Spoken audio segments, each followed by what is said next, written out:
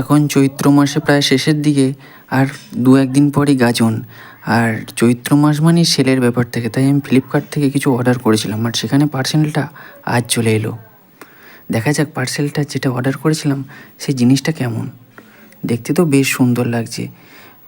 পার্সেলটা আমি আনবক্স করার পর জিনিসটা খুলে দেখি বেশ সুন্দর, কিন্তু কাপড় কোয়ালিটিটা অতটাও ভালো নয়, তাই আমার খুব একটা পছন্দ হলো না। জাস্ট একবার ট্রায়াল করে নিই, চলো দেখে কেমন লাগছে আমায়।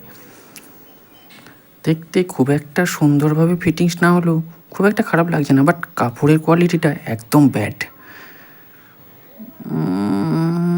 চলো, যখন লাগছে না তখন কী আর করা যাবে, রিটার্ন করতে হবে। দেখা যাক কী করা যায়। চলো, আরও কিছু পার্সেল করেছি, সেগুলো তো দেখতে হবে, তাই না? আর দেখো এই জামাটা, দেখো জিন্সের জামাটা, এটা তো আমার হেভি লেগেছে। এটা আমি ফ্লিপকার্ট থেকে না, এটা আমি নিজেকে বাজার থেকে কিনে এনেছি। দেখো কি দারুণ দেখতে জামাটা, এত সফট, আমার একবার দেখেই পছন্দ হয়ে গেছে। আরও আছে, আরও কিছু জিনিস আছে, যেমন চলো তাড়াতাড়ি দেখে নিই কী আছে, তাই না? দেখো একটা জামা আছে, এটা হলো হাফ স্লিভের জন্য। এই গরমে হাফ স্লিভের জামা খুব কমই আছে। হাফ স্লিভের জামা খুব একটা ভালো লাগে না, আর এই প্যান্টটা তো আমার বেশ পছন্দ হয়েছে।